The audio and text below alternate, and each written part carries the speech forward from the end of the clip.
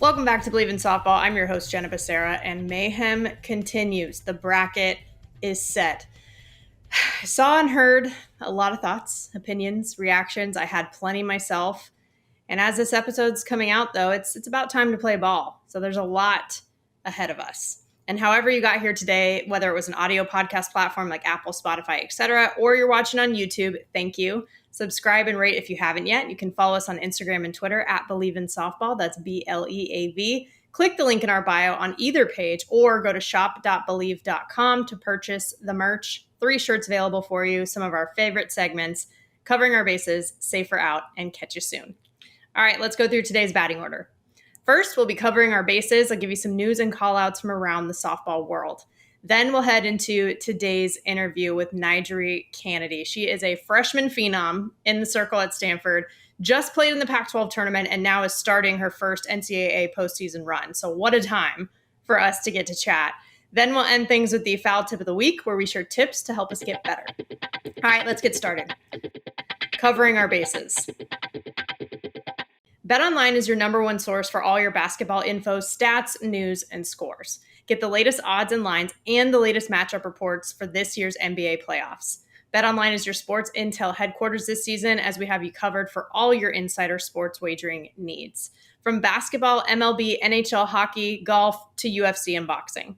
The fastest and easiest way to get your betting info, including live betting options and your favorite casino and card games, available to play right from your home. Get into the action today. So head to the website or use your mobile device to join, and be sure to use our promo code BLEAV to receive your 50% bonus on your first deposit. Bet online, where the game starts.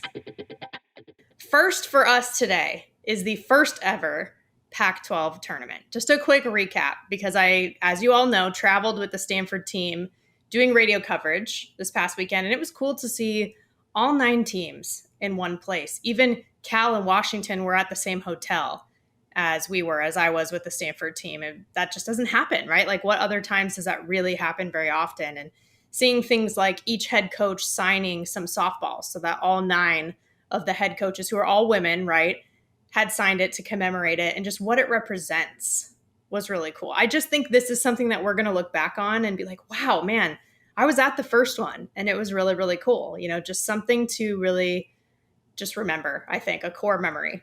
And it had Women's College World Series vibes, let me tell you.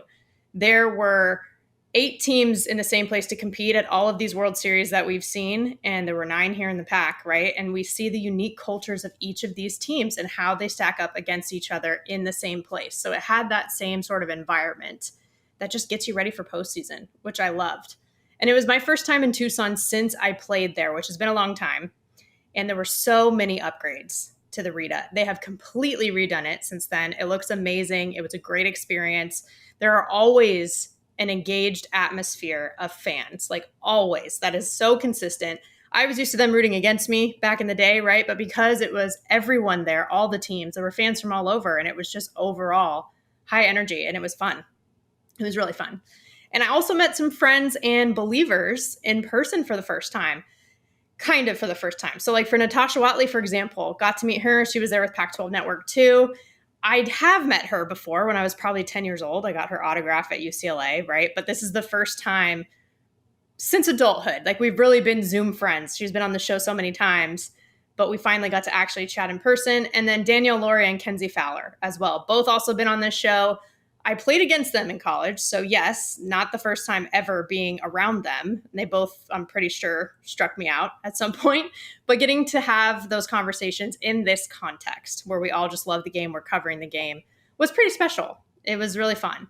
And I hope that continues throughout the postseason. Mike Kendrea also threw out the ceremonial first pitch at Mike Kendrea Field. Iconic. Like, it just iconic. Exactly how it should have been. I'm so glad it started that way. He's another Bleaver we talked to right after he retired a couple of years back when he ended his career in Oklahoma City. And it was really nice to see him just there too, still supporting not only Arizona, but also just NCAA softball as a whole. And you know what? It reminded me too, like, I threw my very first ceremonial pitch ever recently at Stanford before the Friday Washington game that they hosted. And I had to go to a park and throw a few into a fence because I was like, I just can't embarrass myself, but it has been a long time. But when I see like Mike Candrea, or I've seen like Carol Hutchins, for example, throw out first pitches, I'm like, well, if they can do it, then I can do it. Like, get it together. So that is inspo for me as well moving forward. The thing too is that the actual product on the field, every single game was interesting, and all of it had a postseason feel. You start off with like Arizona and ASU, that rivalry kicks it off in the play-in game. Like, that's fun. In Tucson, Arizona was leading UCLA for a while in the quarterfinals, and that's one of the most iconic college rivalries in softball ever. And then the number 2 seed, Washington, they only beat the number 7 seed, Oregon State, 1-0. Like, it was a close one there, and it was a nail biter a little bit. Stanford had a comeback win over Oregon in the 7th inning, weighted down to the wire, the last 3 outs that they had. And then they move on to a pitcher's duel with Nijaree Canady and Brooke Yanez in the semis, where the Bruins ended up winning 1-0. But wow, was that a gem by both sides. Like, what a good, solid postseason elite level game. And then, of course, it ended in historic fashion. Utah beating UCLA and winning it all. After having gotten swept by the Bruins in the regular season, they had 2 players get hurt during the game. They're just resilient, and they do it as the underdog. Like, I was so happy for them. And I think this is a good example of us already seeing the effects of having a conference tournament. This is something that other conferences have benefited from. The only 2 left that don't have it are the Big West and the WCC. But in this case, it was about exposure, and it was about getting that tournament experience and some of that momentum. And for Utah, I think it worked. You know, they didn't make the tournament at all last year. And this year, they ended up basically forcing the committee to let them host regionals. And because they beat UCLA, the number 2 team in the country, and they win the first ever championship at the Pac-12 tournament, they get the number 15 overall seed, and they get to host regionals for the first time since 2017. They've been underrated all season, but I think the push at the end, that made a difference for the committee. And that is what the conference tournament is about. Secondly, the bracket. There is so much to say about the bracket, but I actually broke it down for everything in a Softball America article. It's all 16 regionals with all 64 teams in it. 32, by the way, are an automatic bid from winning their championships in their leagues. 32 are at-large choices by the committee. So just a reminder there. And it's literally titled 2023 NCAA Softball Tournament Breakdown. So go check that out for all of the details, but I will hit on a few themes right now. One is that there is more parity, which I appreciate, in the sense of 5 mid-major conferences had more than 1 bid this year versus just 1 last year.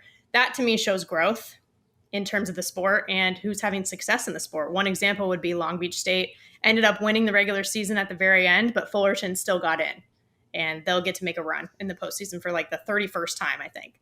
So that was a cool aspect of it. And it's, you know, the history making. There's always a first time. It feels like there's a first time for everything. And every year we're checking off those firsts. There are 7 different teams. It's their first NCAA tournament ever. Love that. Also, the first time that Arizona and Michigan are not in the tournament in about 3 decades. And it is different, right? It's a weird feeling because it's just within a couple of years of 2 legends retiring in Arizona's Mike Candrea and Michigan's Carol Hutchins, like 2 of the winningest softball coaches of all time. And I liked their reaction, though. Those 2 in particular, they were on Twitter, and they're just kind of like, you know what, we'll be back. Like, it wasn't this huge dramatic, like, oh, we should have been in, it should have been this or that. It was just like, we're going to be back, and we know it. And that's the kind of mindset that makes great programs like those. And so it will be a new experience in the postseason this year. But you know what? We got to keep rolling and make adjustments. And that's what it's about. Supers could end up being interesting. First of all, I don't trust that seedings will always hold up. I think after last year, we know that, but just every year, I feel like there's always quote unquote upsets and surprises and blah, blah, blah. So maybe they're not surprises anymore. But if they do hold up, if the seeded regional hosts make it to supers, a couple of interesting ones. UCLA and Utah would have essentially that Pac-12 tournament rematch in super regionals, and it would be in LA with UCLA being the number 2 seed. So that could be interesting. That's a little bit of drama. Get your popcorn out for that one. Then also, Stanford and Duke, for example, they faced each other opening weekend way back when at the Mark Campbell Invite, and Duke did come out on top. It was a close game, but also 3 months ago. So what would happen now at this point in the season? So that's a little bit of a rematch there as well. And I do think, it's interesting. 12 SEC teams get in. None of them, in terms of the seeds, are quote unquote set up to meet in super regionals.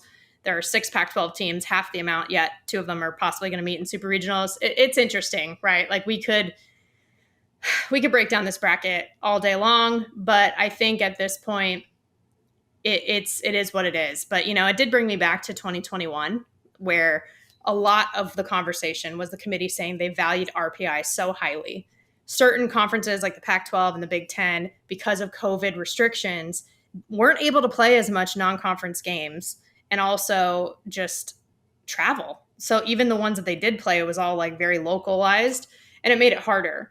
But RPI was still weighted very heavily. But then the committee this year is saying that top 10 wins were weighted heavily and body of work. I would love to know what the quote unquote body of work definition is a little bit more, because that felt very vague.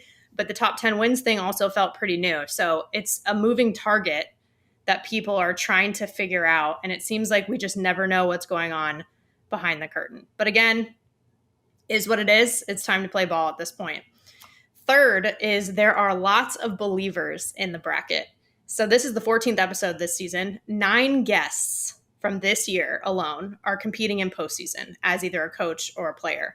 You got coaches like Lisa Fernandez from UCLA, Jessica Allister from Stanford, Cindy Ball-Malone from UCF, Courtney Deifel from Arkansas, Rachel Lawson from Kentucky, and recently Melissa Lombardi from Oregon. All will be participating. And then the players themselves, obviously today's guest, Nijaree Canady, Jordan Rudd, the Gold Glove catcher from Northwestern, and Hannah Becerra, who is not my cousin, but still somebody that I root for, from Fullerton. So that's going to be exciting to watch them compete. And then even 4 other guests whose alma maters are going, like Monica Abbott, Tennessee. They're very, very high this year in the seeding after winning the SEC regular season and the tournament. Tori Tyson went to Nebraska. They got in. They were one of the last 4 that got into the tournament. And then Peyton St. George, obviously, coming out of Duke. Nicole Mendez, too, representing Oklahoma. She's actually calling a Seattle Regional with ESPN. So countless guests, not only from this season, but from past seasons, have a dog in the fight, too. And you know what? We believe in them. We believe in softball. We believe in postseason. And it should be spicy. I'm very, very excited, as usual. So to bring it home, it's regionals this weekend. That's where we're starting, one thing at a time. Here we go. It's double elimination this time. Some of the conference tournaments had single elimination. You can follow the live bracket on NCAA.com too. I highly recommend that because there are so many games going on, but every single pitch is going to be on the ESPN networks, whether it's Plus, ESPN2, whatever it is. Just look at your local listings and we're going to see which teams are super. Last year, again, 3 unseeded teams made it to the Women's College World Series. Nothing is guaranteed. So we will be on upset watch. And I specifically will be at the Stanford Regional. Stanford is hosting Florida, Loyola Marymount, and Long Beach State. A couple interesting things about this one, as there are in every single regional. Again, go to that Softball America article. You'll see what I'm talking about. But the Cardinal beat LMU earlier this year. It is Florida's first time traveling for regionals since 2004. So it's been almost 20 years since they've had to be on the road this early in postseason. And when it comes down to it, it's the Pac-12, it's the SEC with the 2 high seeds. Don't sleep on LMU and Long Beach State. But you look at the fact that Stanford can pitch, Florida can hit. How is this clash going to turn out? We shall see. But someone else who's obviously going to be there is today's guest. So let's head into the interview. She is a Stanford freshman pitcher, the nation's lowest ERA holder, top 25 National Player of the Year finalist, all Pac-12 first team and freshman team member, and much more to come. Nijaree Canady. Nijaree, I'm so excited that we can do this. Yes, thank you so much for having me. I'm so excited. Yeah, it was really fun traveling with you guys and the team for the Pac-12 tournament too this past weekend. But now I'm excited that we get to chat a little bit more one-on-one. So that's fun. Yes, it was the first one they had, but honestly, it was so incredible coming in my freshman year and looking forward to this for 3 more years. It was really fun. I'm so glad that you enjoyed it because for me, I was like jealous that we didn't have it because it seems so great just being there and covering it. But it's also like kind of your first tournament experience at all, like in that format in college too. So how was that aspect of it? Yes, coming as a freshman, I was definitely a little intimidated. Like single elimination, one bad game and you're out. But I had a lot of confidence in my team, and it was a really fun experience. Good. I'm glad. And you did well. You made the all tournament team too, which is always, a good sign. So, but I have to ask you about something too, because I heard you guys on the bus doing Spotlight. And so for the listeners and the viewers, so they know what we're talking about. Spotlight is almost like if karaoke and silent disco like had a baby, where you put like the headphones on or the earbuds in, and then you sing aloud. You can't really hear yourself, but you sing to everyone on the bus. That actually started, Nija, my sophomore year. And then when I heard you guys doing it, I was like, are you serious? They still do this. Oh my gosh, I had no idea. Yeah, that's incredible. All I knew, yeah, for all I knew, like our seniors came up with it, and I don't know. I didn't know it went back that far. Well, I know that far, right? That's what Tatum Boyd said. Oh, I didn't mean it like that. No, it's okay. Tatum Boyd said that too. She's like, yeah, I didn't know how far back it went. I was like, well, pretty far, I guess. Oh, man. But yeah, I actually texted some of my teammates because the ones who introduced it to the team were Alyssa Haber and Ashley Hansen. And I guess they had done it. I had asked them, I was like, how did this start again? And they were like, yeah, we did it with Team USA. I think they were in like Venezuela traveling, and they brought it to us and we started doing it. So it just made my heart happy to see you all doing that still. Yes, everyone on the team should get a turn, but I had mine a couple weeks ago, and it was definitely an experience. Yeah. What song did you pick? Oh, so I did Take a Hint from Victorious, and yeah. Nice. That's a good one. I think me and my teammate Autumn Albers, we did duets too back in the day. I found photos because I was like, I could have swear there's photos, and I found them. So maybe I have to show you guys that at some point. But we did a duet to like A Whole New World from Aladdin, and which was good, but like I think your choice was better. I feel like that or Destiny's Child would have been like my choice to go solo. Yeah. Oh, we might have to bring back the duets. I'm gonna have to propose that to the upperclassmen. You definitely should. I'm telling you, it's next level. Okay. Well, I'm glad you survived yours. That's good. That's I pretended to be asleep, but they didn't. No one fell for it. So have all the freshmen done it? Yes, all of us just did it. Yeah. Yeah, because I heard, what was it? I think Emily Jones and Kira Chan did it on the bus. Yeah, they were our last two to go. All right. Well, better late than never. I'm glad. I like it. It seems like traveling with the team is really fun. I mean, it's one of the things that I missed, and that's part of the reason why it was so fun to be with you all. But you also got to travel specifically to your home state in Kansas this year. And just so everyone knows, I didn't mention this in the intro because it would have been too long, but 2-time Kansas Softball Gatorade Player of the Year in high school. What was it like to go back home with your new teammates? Like you kind of got to go back to obviously your real family, but then you had kind of this new family with you. Yes, it was incredible. I actually gave pitching lessons over the summers, and throughout my high school, like my senior year, I gave pitching lessons to younger girls, and a lot of them came. A lot of my friends from high school came. My high school actually took like a minivan, and some of like the parents and teachers were there and staff, and it was just incredible to be back. I'm far from home, so it was just incredible to go back and see everybody. Yeah, getting a little bit of home while you're far from home. And it's like Stanford will become like your second home if it hasn't already, but still, it's like nice to get a little bit of that, I would imagine, during the craziness.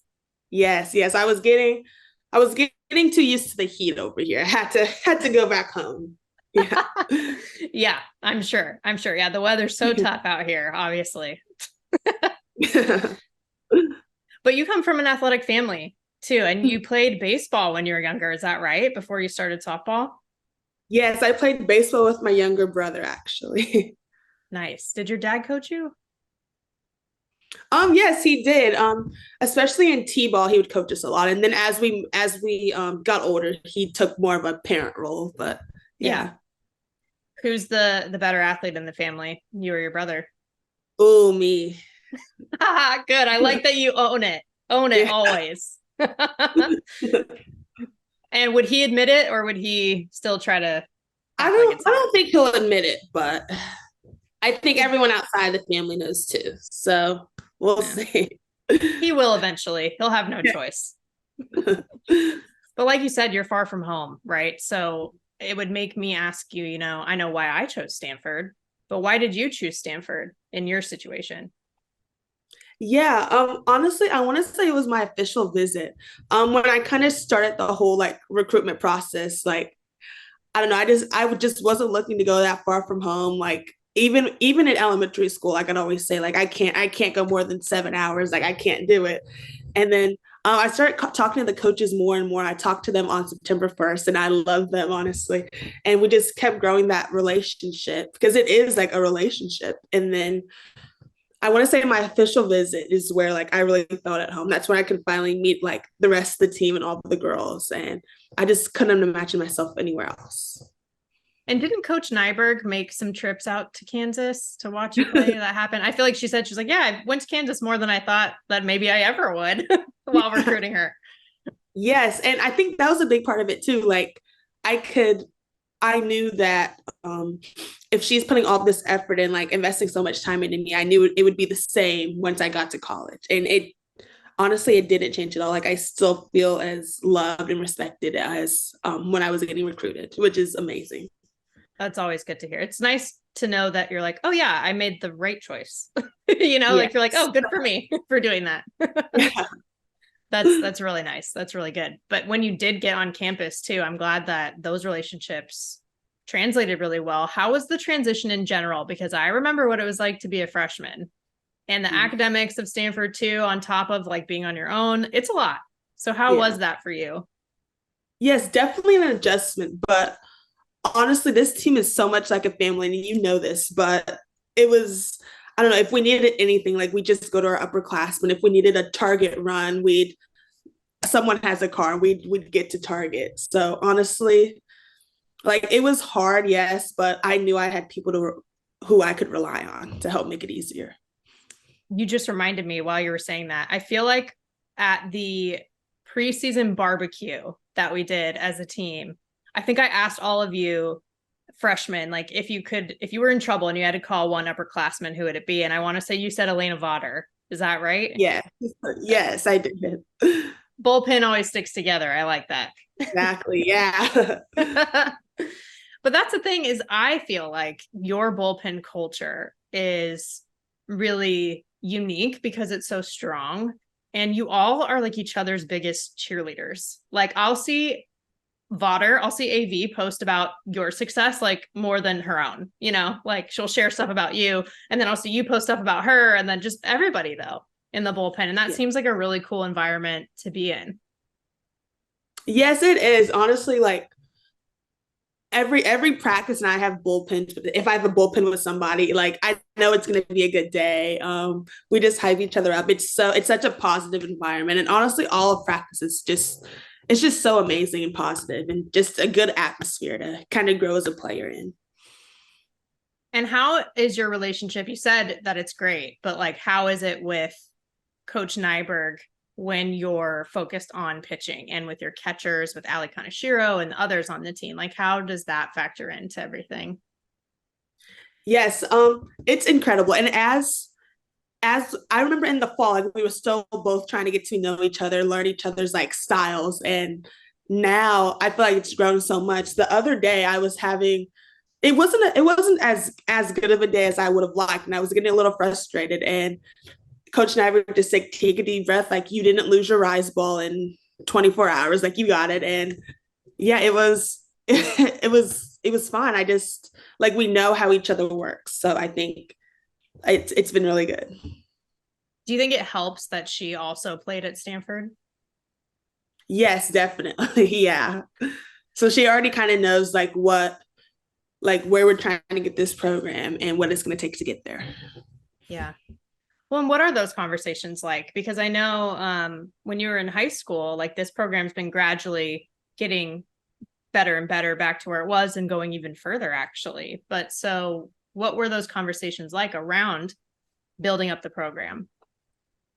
Yes, I remember my first call with Coach Alistair actually, and she said like my goal here as a coach is to win a national championship, and I think that's one of the things I've admired most about her, like just all of the coaches, just all of their drive to get back to the program we are. And this year, you could see the improvement on the field and the rankings. Like it's just been a steady incline, and I think that's what drove me to Stanford in the first place, just wanting to be a part of that journey and a part of that incline. Well, and that is a choice to make, right? Because it's like players can pick schools or programs that are super, super established and try to just fit in that mold, or players can go to a program that is solid but trying to get better and can help build that mold, and you chose the latter, which is not always the easier path, right? But it can be the rewarding path. And I think so far it seems to be, at least from the outsider's perspective. Yes, and this year, honestly, it's been amazing. We've been getting better and better each game. This is the first time since I want to say 2012 that we've hosted a regional here, and we're all excited about that. So we're just going to see how far we can take it in postseason, and I know we're all excited about it. So I'll tell you, it was 2011, and the reason I know is because it was my junior year. Gotcha. Yeah. So now everyone knows how old I am. It's fine. But that's part of the reason why I think on a personal level, I'm so excited for you guys too. Because I'll see, even doing prep for your games and things, all these things where it's like the last time this happened was 2011, 2012, 2009. I'm like, man, that was when I played. And so now getting to see you all have these experiences and make them your own too has been so fun as an alum. Yes, I hope other alumni are watching too, because we want to make you guys proud. So we're hoping to take it further this year. Oh, they are. Trust me, they're watching. We got the group text going. We're there. Awesome. Awesome. And a lot of support last year during the postseason too. And I think I read somewhere or saw a video or something of you talking about how you were watching that Tuscaloosa regional last year and what the team did, and how did that make you, or did it make you more excited to come to Stanford, seeing what they were able to do last year before you came in? Yes, I remember watching, and I was in awe. Like, Alabama's this powerhouse program. And I think it was the first time in program history that they didn't get to a super regional, and it just made me even more excited to get here and just keep building on to what this program is becoming. Yeah. I think it's cool too, because when I asked Coach Allister about this season, I mean, technically in the beginning of the year, right, I was like, so what do you think? You have all your starters from last year back, basically, for the most part. And she was like, yeah, but it's a totally different team. And you have been, like, the essence of Stanford softball and what's been built recently still feels like it's there. But I really, really like that this team has kind of taken on its own identity this year. And I would say, like, you are a big part of that. River's a big part of that, right? Like, she was really excited about the freshman class. And when she first told me, I hadn't seen you guys play yet, but now I know why. Yeah. Yep. I did see you in the fall a little bit, though, I will say. And I was very excited for many reasons, but you were just pitching to the team, right? Like inter squads. But when you threw your changeup, that's when I was like, yes, she has a changeup already. This is amazing. Because it's just, as you know, so important. Yes. I found that I don't use it too often, only when I need it. But yeah, it's definitely been a fun pitch to kind of throw in there when people are expecting it. If you had to choose, would you rather fool somebody, like for a strikeout, if you're going to strike someone out, would you rather fool someone on a changeup or get them on the rise ball? Oh, I want to say the changeup, maybe, just because I throw my rise ball a pretty good amount. True. So when no one's expecting the changeup, that's a fun one to pull out. Well, yeah, hence the name, right? Changeup. Yeah. You're changing it up. Yeah, that's a good point, because you do mix in the rise at like different levels and all of that, which is awesome. And I love that. And I love your velocity as well. It's really fun to watch. Yeah. And the fact that you, and a lot of people talk about this, but that you and AV complement each other so well, because she's obviously known for the drop ball, and then like you have that upspin and that velocity and stuff. But it seems like you guys complement each other well, like just as friends too. Is that fair to say? Yes, definitely. She's been so much of a role model coming in. And I remember my first day of practice, I literally had no clue what to expect. And she just said, okay, just follow me, you'll get through it. And that's what happens. Honestly, some days it still happens. But hey, even when you're a senior, it might happen sometimes. You know what I mean? I don't know if that ever stops. Yeah. Yeah. And then even having like Reagan, and you have like Gabby and Kylie, and then Allie Clements on the catching side, along with Ali Kaneshiro. Like, it's just such a cool group that you all Yeah. have. Yes, never a dull moment in the bullpen. I will say that. Who is the funniest in the bullpen? Oh, the funniest. I have to say Kylie. I could see that. I could Yeah, see that. She's always building like the rally caps out of the cups and everything. And I'm like, exactly. you can tell that a lot of the people on the team are engineers because, or like studying engineering. Yes, yes, that is With what? Kylie engineering. It's so funny. You know, she and Emily Jones actually went to my high school, funny enough.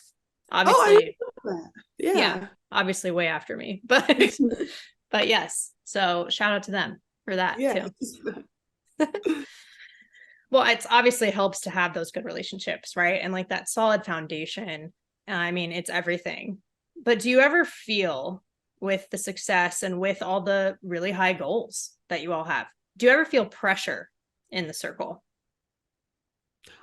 Sometimes I do, but honestly, pressure's a privilege. If I like I want to be in those big moments, especially like starting off the first couple of games, like I just had nothing but butterflies, and even big moments now I still get butterflies, but honestly it's a privilege. Like not everyone can be in this position in the first place, so I just try to absorb it all and cherish it. That means you care, right? Yeah. Like if you channel it the right way, you know, because you could like go, it's easy to go off the rails, but if you channel that energy into like, well, no, I just care and I'm going to do my best, like that can be really helpful actually. Yes, yes, it can be. But when you're in the middle of, let's say you're on pace to throw a no hitter, which you've obviously done a couple times this year, is that something that you're thinking about? Like, are you aware of that in the moment? um Not really. Honestly, I'm just thinking about how I can get the next hitter out. Obviously, plus if it's a strikeout, but however I can get this next hitter out, and help my team get back in the dugout is that's my goal. Honestly, if I know if I can hold the other team to a couple runs, like we're gonna score. So, just trying to do my part to help the team out. That's what I thought you were going to say for a couple of reasons. One, I feel like the greatest pitchers, that is what they're focusing on, what you just said, which is just getting the outs, you know, one thing at a time. You're not getting kind of caught up in the rest of it. And two, Coach Alistair did say you were a very mature player. Yeah. So that I'm seeing that as we're chatting. Awesome. Thank you.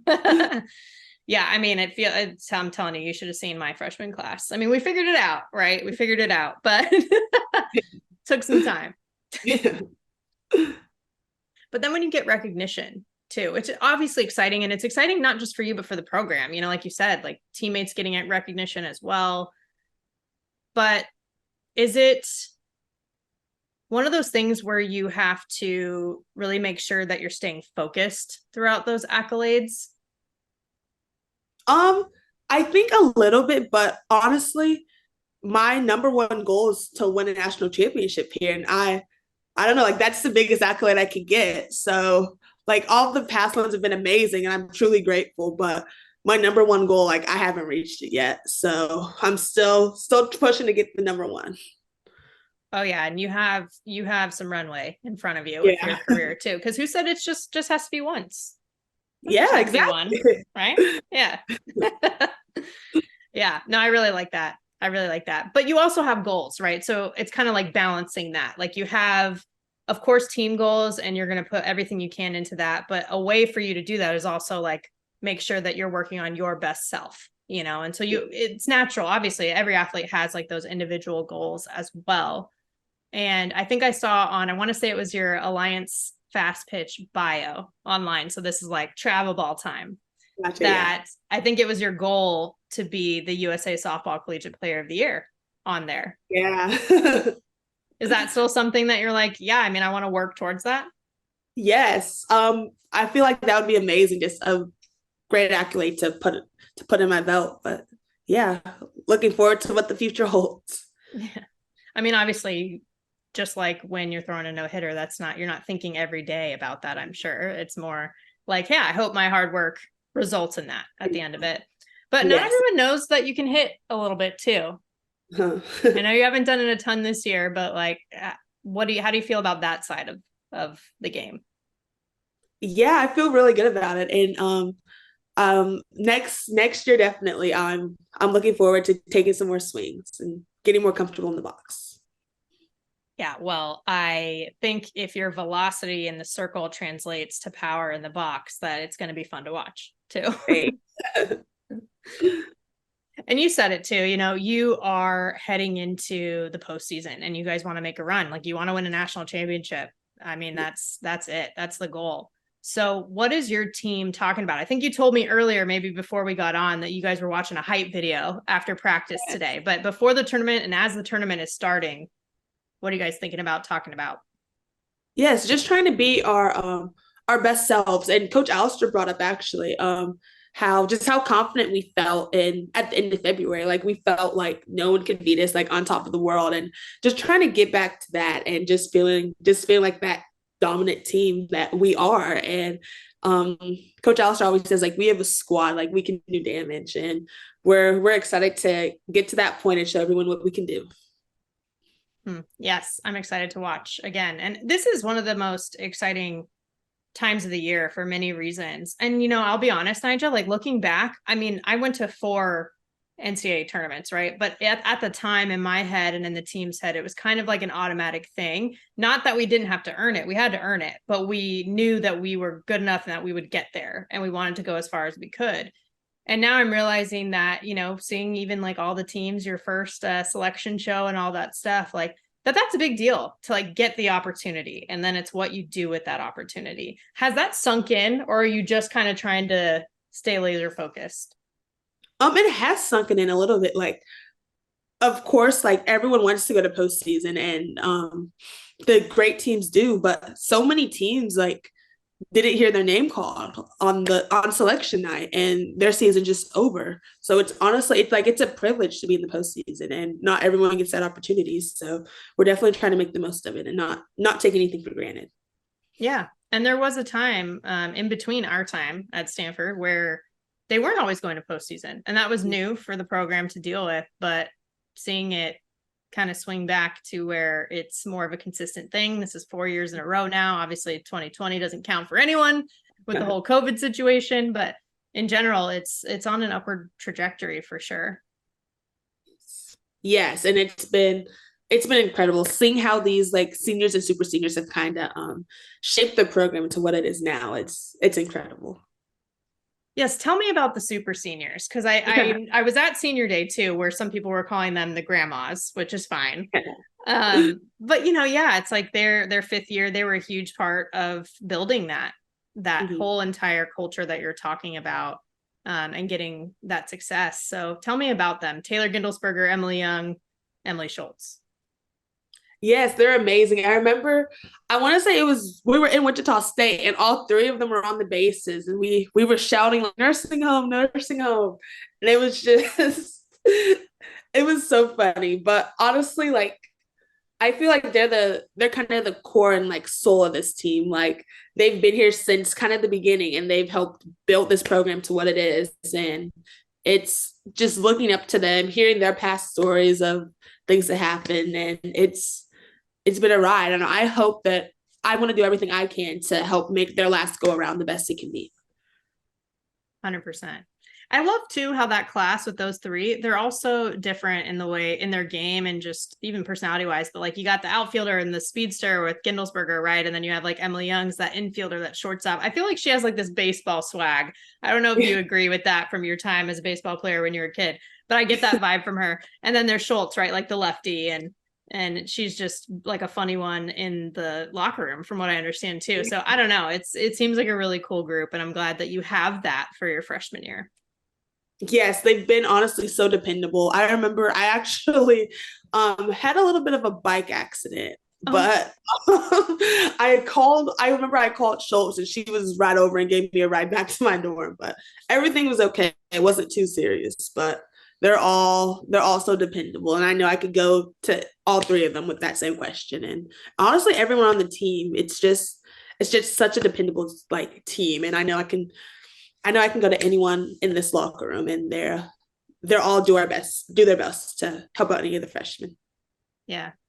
I think too, from my experience as both a freshman and then later on as a senior, that relationship between freshmen and the seniors is kind of special, right? It's like we still to this day will say like, oh yeah, my senior when I was a freshman. So for me, that was like Maddie Kuhn and Missy Penna, who was an awesome pitcher as well.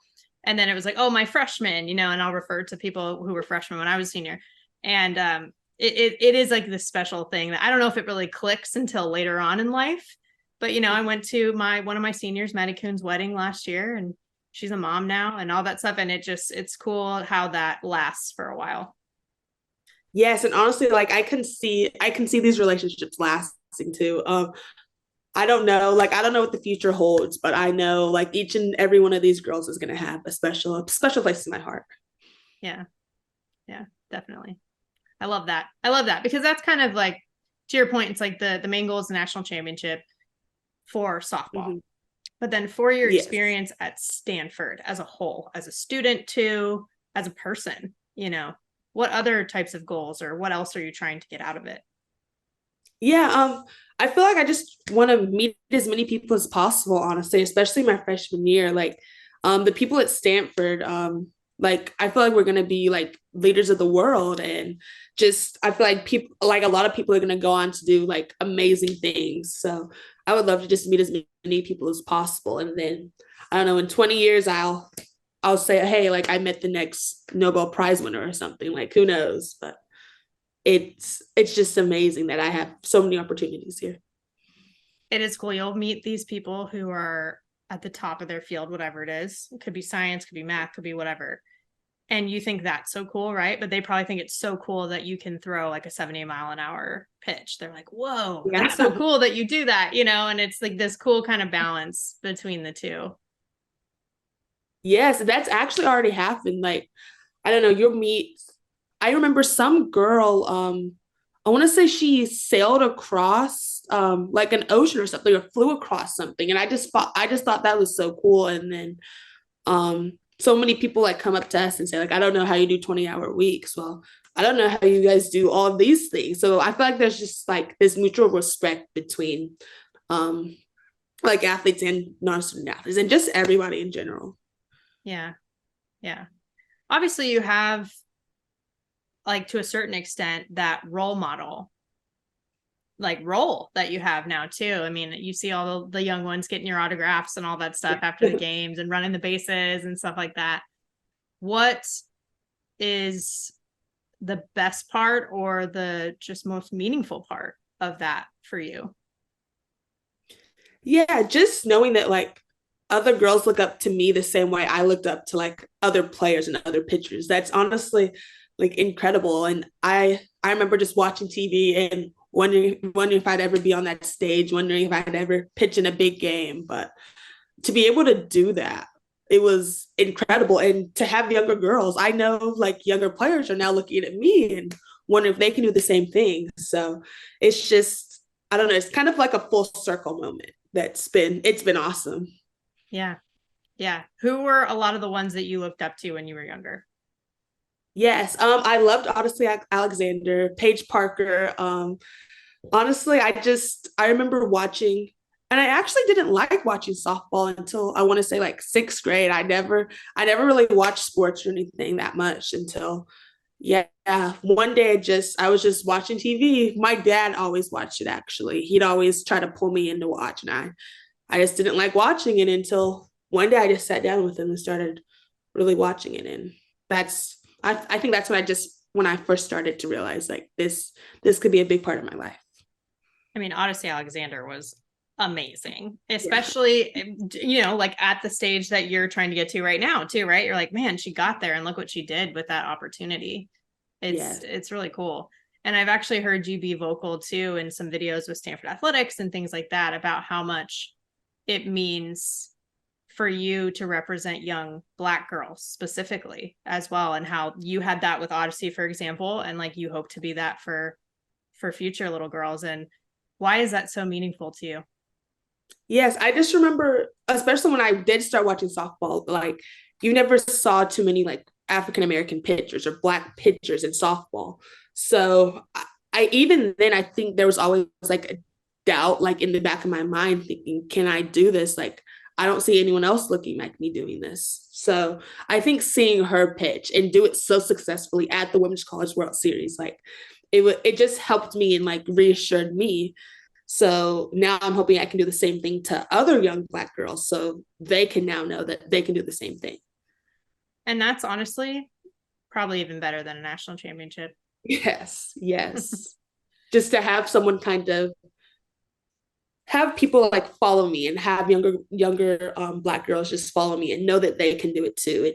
It's the world, honestly. And no trophy, I don't care. It could be, even if it's the national championship trophy, like no trophy or medal is gonna compare to that. That's amazing. What other legacies are you hoping to leave behind? Yes, definitely. Just being a pitcher that everyone knows like gave their heart and soul to the game. I feel like that's the best way that's the best way I want to be remembered by, honestly. Just someone who cared for their teammates and left their all on the field. Because softball is like just a small part of your life, honestly. And like you just like call it softball for 4, maybe 5 years if you're lucky. And it's the best 4 years of your life. So I'm just trying to cherish every moment of it and just have as much fun as meet as many people as possible. See, I can see why Coach Alistair said you're a very mature player. That's a very mature answer, especially for a freshman. But I think the game doesn't know your age, but still, that's very just a good perspective to have the big picture. Yeah. Because you're talking a lot about like how you do things versus just what you accomplish. It's how you accomplish it or how you get there or try to get there in the end. And I think that's really important. Sometimes we can lose that a little bit, but you seem very focused on it. Thank you. Thank you. Well, what is a story from your freshman year that was a big learning curve for you? I mean, you mentioned the bike accident. We survived. Thank you, Emily Schultz. But anything else that was kind of like a funny learning experience that you had as a freshman so far? I'm trying to think. There's been a lot. Maybe can't say some on camera. Yeah, but it's okay. We'll filter it out before. I want to say, oh, I can tell you mine first if you want. I can tell you one of mine. Yeah. Maybe we'll do that. Okay. Yes. Let's do that. So I'll tell you one of mine first. I remember freshman year, Laundry and I did not know each other that well before. Like Laundry was new to me. And I remember we had Nike Christmas, right? So we got so many things, so many clothes, tops, shorts, pants, all of it. And I just kept going through it. Like I didn't wash anything yet. I just like kept going through all the new ones. And I had a giant pile of laundry and it ended up being 8 loads that I had to do. Oh and I remember thinking like, oh, this is why people like actually do laundry on a regular basis. You don't just like let this pile up in your room. And like, God bless my roommate at the time for not caring and being really, really chill about it. But that was definitely one of them where I was like, okay, now we need to learn how to do this. Yes. So I don't think Coach Alistair knows about this actually. It was another bike incident. But so on campus, like the campus is so big that everyone either bikes or has like an electric scooter or something. So I haven't biked in forever. Like I think might have been 10. Like my bike is in the garage and I have not seen it since. So biking on campus, it was getting used to like biking again. And I had an electric bike. Mm-hmm. So it go pretty fast. It goes like 20 miles an hour. And it was the big fountain, kind of by Main Quad, like just this huge fountain, and it's like a roundabout. Yeah, and I don't know what I was trying to do, but I was riding with, I remember, Emily Jones, and I want to think River Mailer, and I was just biking, and I wanted to see like how fast my bike could go. So I'm revving up. I had a throttle, so I wasn't even pedaling. I was just going. And I did one lap around it. And on my second lap, I like ran straight into the fountains and like the concrete outside of it. And I don't I don't know how it happened, but I like fell off my bike. And yeah, that was a learning curve, just trying to get used to not only biking, but just like electric bikes and how fast I could go. I don't know why I didn't think to use my brakes. I don't know. I don't know what happened. I was okay. Coach Alistair, if you're seeing this, I'm sorry. Yeah, But that was the main thing. We made it. yeah, I was fine. Yeah. Well, we used to call it like there's definitely a lot of bike things to learn too. I remember sometimes when it would rain, like if you had like water on your back, it meant like you didn't have like a fender on your bike. And so we called it like the freshman stripe. I don't know if that's still a thing, but like, there are a lot of little things like that for sure that come with the bikes. Yes, I haven't had any experiences too recently, which is good. Knock on wood, but Yes, knock on all the wood. Fine. Yeah. Okay, Since well, fall quarter, I've kind of yeah. Fall quarter's where it peaks. That was my laundry fiasco too, was fall quarter. It gets better after that. Yes, everything's been upward. Oh, that's so funny. It's funny because people don't think about all the time, like all the different parts of what you're dealing with as a student athlete, right? At the same time, obviously, we see you pitching and that's awesome, but it's like there are so many things that go into your experience on campus. And sometimes it's laugh or cry. And I think you seem like you're like me, where, well, let's cry or let's not cry. Let's laugh about it, Yes, honestly, just trying to getting used to a school like Stanford is one thing, and then trying to do that as a student athlete in 20-hour weeks, like it can be a lot, definitely. Like I remember laying in bed sometimes thinking like, can I do this? Like especially in fall quarter because it was just a lot. But yeah, I don't know. Now I can't. Now I can't imagine life without 20-hour weeks. Honestly, I don't know what I do with my time. so true. Okay, Nigel, even my fifth year, I did a co-term, like some of your fifth years are doing. And around like our practices started at 2:30 back in the day. Around like 2, the whole first quarter, I would get like anxiety because I felt like I was supposed to be somewhere. I'm like, wait. So I'm supposed to be doing something. What am I supposed to do? And I'm like, oh, it's practice and I don't have practice anymore. You just get so used to it. Mm-hmm. Yes, I feel, yeah, especially I don't know, like we'll have on the rare days now that we have like off days where we're not traveling somewhere, like I'll still get up at like 8 a.m. or 7 a.m. Like, oh, do I have lift or something? Like I can't. And then if you miss lift, you don't travel. So there's always something, but I wouldn't trade it for the world, honestly.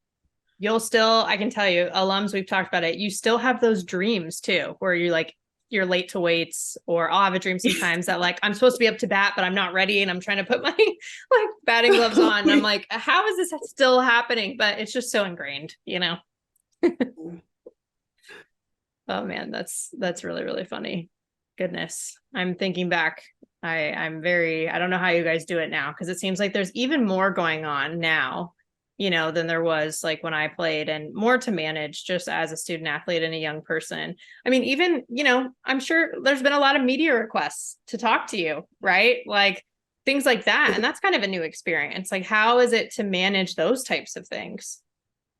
Yes, definitely hard. I've learned to have a planner since being in college. That definitely helps everything out. Yeah, but um honestly, I've learned as long as you kind of stay on top of it and don't let things kind of like bottle up, it's okay. It's good to manage. And honestly, like if you are having trouble, like there's so many resources and people you can talk to who have been through the same thing. So it's definitely hard at times, but so worthwhile. Yeah. Well, luckily, Coach Al and Coach Nyberg, they know what it was like. I mean, they weren't around, like, it's not like they had Instagram and those types of things when they were at Stanford. But, like, I think, at least for me, I've always felt like that does help. When Coach Alistair was my assistant coach my freshman year on campus, yeah, it made it, like, easier because you're like, you can ask questions and they know what it's actually like versus kind of guessing. Yes, it's amazing, honestly. Like they know exactly kind of what we're going through and um how things kind of work at Stanford. They know so many people too. Oh my gosh. Coach Alistair the other day was mentioning some of her she was an econ major. So she was mentioning some of her like economic friends and what they're doing now. So all of that was it was incredible just to know like how some of her friends are now like doing amazing things in the world and how we're eventually going to be there. And it's just incredible. Yeah, it is. It definitely is. It's special. And I do think like her being an alum, the alums are excited that, ever since she's been back these last several years for many reasons, including Tori and also Merchant too, even though she didn't go to Stanford, she's been awesome as well throughout everything. And I think like having women be the leaders seems pretty cool. I mean, there are a lot of great male coaches out there, totally. But does it make a difference to you to have those types of strong women as the leaders? Yes, it does. And I want to say the Pac-12 is the only conference with all women coaches, right? Only Yeah, there's only two, Pac-12 and the Ivy League. Yep. in Ivy, Yep. yeah. But yeah, like it's incredible, honestly. Like to just know we're being led by like strong women and that we're being so successful as a program. And the Pac-12 in general, like it's just incredible. And we have like these role models to look up to, and we see what they're doing now and how they're being like leading so successful lives. And I feel like it just gives us something to strive for and look up to. Yeah. How did it feel going through your first Pac-12 season? We talked about the tournament, of course, but also just the gauntlet that is, Pac-12. How was that for you? Definitely a little nerve-wracking at times. I remember thinking like on this hitter, okay, like don't miss middle, like you got it. Just throw your best pitch out there and see what happens. So like I said before, like I definitely got like butterflies and got ramped up a little, but um I got through it, and that's what matters. I got through it, was pretty successful. The team was really successful. So just hoping to carry that into postseason. For sure. And your defense. I haven't asked you about that, but just Yeah. being in the circle, knowing that you have your teammates behind you. How big of a factor has that been too in your confidence?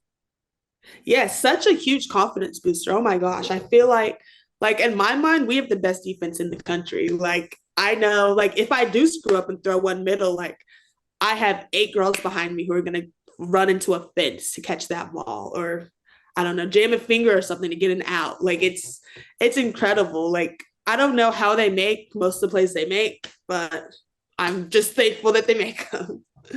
100%. Well, you strike out a lot of people too, so they don't have to do as much. Sometimes it's, give and take with you and your defense. Yes, I will take this give and take relationship any day. Of course, 100%. No, that's awesome. I'm just really happy to see as an alum, but also just as somebody who like loves the game and who covers the game and all that too. Just the dynamic that you all have.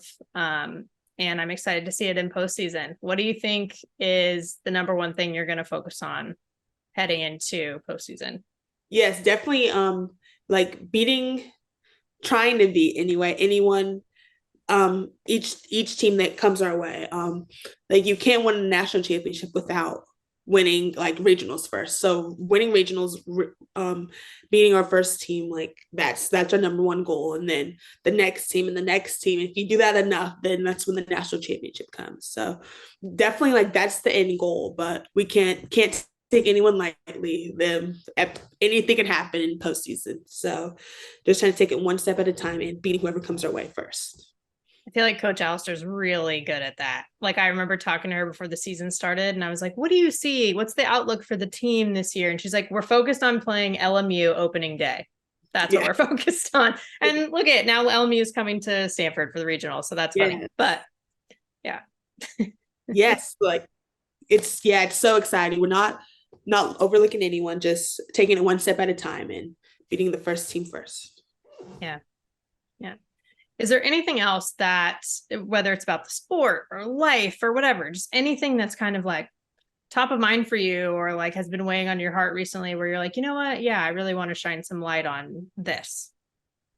Yeah, no, I'm just excited for postseason and looking to see how far we can go as a team. But yeah, I'm thankful to like all of my teammates, all of my coaches. All glory to God. But I'm just so grateful to be in this spot. Well, we're grateful to have you in the sport. That's for sure. And there's plenty more to come. One thing at a time, like you said, but there's plenty more to come. Now, to wrap up, I play a game with everyone that comes on the show. Mhm. It's called Safe or Out. And basically, I'll bring something up. If you like it or you agree with it, you'll call it safe. If you don't like it or you don't agree with it, you'll call it out. Does that make sense? Yes. Okay. Okay. First one is stirrups. Safe or out? Oh, safe. Okay, because we didn't have them. I think I wore them once in college, but you all obviously wear them all the time. So you like them. Yes. It took some getting used to, honestly. I never wore like stirrups and travel ball or anything, but I like them, honestly. Yeah, I mean, they look nice. I think when they're done right, they look nice. Exactly. Yeah, they bring, if done right, like you said, they bring the whole look together. But Totally. What are your favorite uniforms? I have to ask you that too. oh, I want to say the all card, honestly. I think that's a classic choice. Either that or maybe the gray, but honestly, top choice has to be all card. I mean, it's like as Stanford as it gets, right? So Exactly. it's yeah. I think when we rarely did because they were like polyester and like really hot, the all Cardinal ones back in the day. You guys have, the new stuff, the good stuff. But I think that is the one time I wore stirrups was with the all card. All right, yeah. Yeah. Yeah. Okay. Yeah, that's fair enough. All right. That was the first one. Okay. Second one is throwing a rise ball when you're behind in the count. Safe or out? Ooh, safe. I like the confidence. It might have to be at a different level, but safe. So important, such a good distinction. Like, Mhm. and you said it earlier too. It's like you throw it at different levels. Location, right? Like that's, I mean, let me brag on you because every time I ask you about you, you talk about the team, which is fair and the right thing to do. But like that's what I think you do a great job of too. It's not just the velocity, it's not just the movement, it's the location. You kind of have all of those things together. So I'm so glad that you like bring that up because it is important. Thank you. Yes. Like if you're behind the account, you can't throw a rise ball over your catcher's head, but if done right, I think it's still very effective. Yeah. Yeah. What about throwing a changeup when it's like 3-0? Would you do that? Would you Um, be fine with that? yeah, still safe. Like if the changeup's on that day. And honestly, the last thing the hitter's thinking is that they're gonna Yeah, throw a changeup right now. Even if, especially if you haven't thrown it too often. totally. I used to love that about Amanda Freed. I used to watch her pitch at UCLA and she would just throw it whenever, literally whenever. And I was like, that's so awesome. Okay. Yes. Okay, cool. That was the second one. Third one is NIL, the name, image, likeness stuff. Safe or out? Ooh, safe. This is so funny. I'm literally doing an article on NIL right now for one of my writing classes, but definitely safe. There's a lot of rules and regulations and stuff, which I think is amazing. But to have the opportunity to kind of like earn a little earn like cash and stuff on the side, I think it's an amazing opportunity. Yeah. Do you feel like there's also like you get a chance to learn? Because someone pointed that out to me recently. Like, it's almost like a taste of what a job would be, or like an internship or professionalism. Because it's not like you can have an internship, during season especially. So it's almost like okay, well, but I can get a little bit of experience this way. Like, have you felt that? Yes, I have a little bit. So like we put, and I actually talked about this in our essay, like student athletes, like most of us don't have, if any, I don't know one student athlete who like has a job in season or anything, just because like you can't, like 20-hour weeks plus traveling and everything, like it's so hard to do. So I feel like this is just an opportunity for us to kind of like still earn like some money and still partner with brands and everything. Yeah, Um, when in the past, like student athletes haven't been able to do that. totally. Is the writing class power, by the way? Yes, yes, it is. They still have power. I did power too. Do you still do it? For us, we did it freshman year and sophomore year. And then that was like the requirements and that was it. Is that Yes, yes. Our sophomores, I think most of our sophomores did it last fall, but yeah, nice? I'm 7 weeks and I really love my professors, so it's been a fun Oh, class. Yeah. good. That helps. I mean, one of the projects that I did, it was the theme of our power class was humor. And so I actually did it, and it was related to softball. So I totally forgot about that till right now as we're talking about it. But yes, it was like softball jokes and things like that. So there you go. Maybe I'm not as old as I think. Hopefully, fingers crossed. If you still have power. Yes. I'm in a power class called Rhetoric of Success. Nice. And Okay. yeah, we kind of just write about like anything that's on our mind or anything like that, and then kind of relate it back to success and how to be like successful as college students. So I really like it. Yeah. That's awesome. I think my freshman year I did rock and rhetoric is what it was called, because our professor, her daughter was in a band and like was actually like a musician and stuff. And so anyway, we learned like all about that. You're bringing all the memories back, Nijaree, right now. Well, good. I'm glad you're having a good experience. That's awesome. Yes. Okay, last one is bat flips. Safe or out? Ooh. Safe if done at the right moment. Like I remember, I think it was Samantha Shao in Oklahoma State. She did it, and it was incredible. Honestly, that moment she did it at, it was perfect. Honestly, but a bat flip for like a walk in like a not important game, out. But if it's the Women's College World Series, go all out. So if somebody bat flipped after hitting against you, how would you react to that? Oh, honestly, I'd say I'm getting out the next at bat, but yeah, I'd honestly, yeah, I think I'd try to go out. I'm at the next at bat, but honestly, again, like if we're at the Women's College World Series, I'm hyped if I get a strikeout there, so I understand like the hitter's gonna be hyped too. So I understand both sides of it. Yeah. Okay. Well, because you hit too. You can. So it's like, I was curious. You're my favorite type of player to ask, the ones who pitch and hit, right? Because you're like, well, which side, where do you lean? Yes. Yeah, I feel like as a pitcher, like then the next at bat, like I'll try to get that hitter out. But then as a hitter, I'm thinking, okay, like I see where she's coming from. I get what she's doing. So yeah, it definitely depends what side of the what side I'm playing at. Totally. The next batter might get a little more heat, probably. Yeah, exactly. Yeah. No, that's awesome. I love that. Well, thank you again for joining. This was fun. Again, I'm glad we got to chat like one-on-one, because I see you at the field constantly, right? And even on the bus and things. But this was really nice for us to just get to do this. And good luck this postseason. I'll obviously be there, and I can't wait. Awesome. Yes. Thank you so much for having me too. This has been fun. What a time to talk to Nijaree. And for the record, we actually talked even more about some bike stories on campus and off campus after we stopped recording. And actually, we talked about it with Stanford's SID Claire too. It was highly entertaining.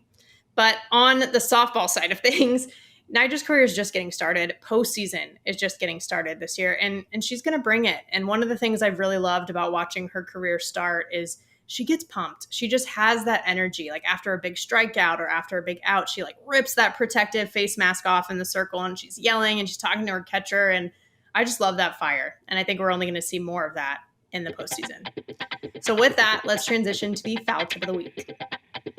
This week's foul tip is about this concept.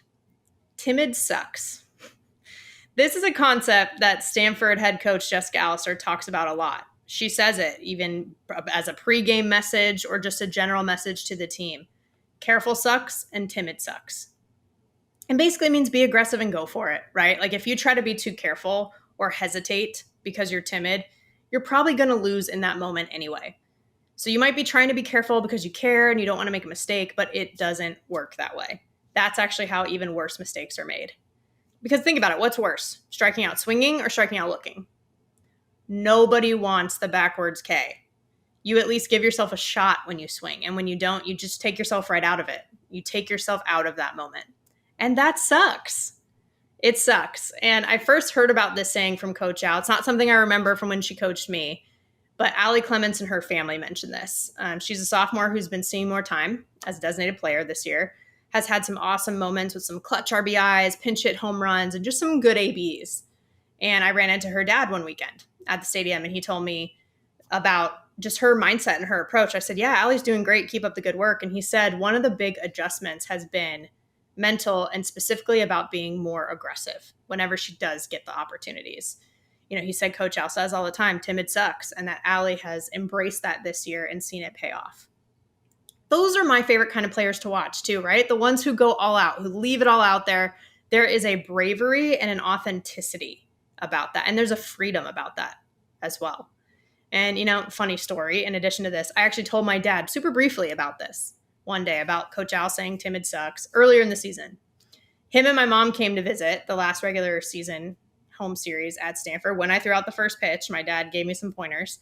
They came to the games. He had shirts made with the Stanford logo on the front, and in all caps written on the back, it said timid sucks.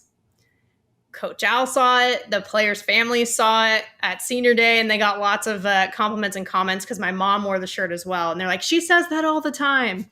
So on the one hand, it's a bit of an aggressive move by my dad to do that, like to make those and then have them both actually wear them.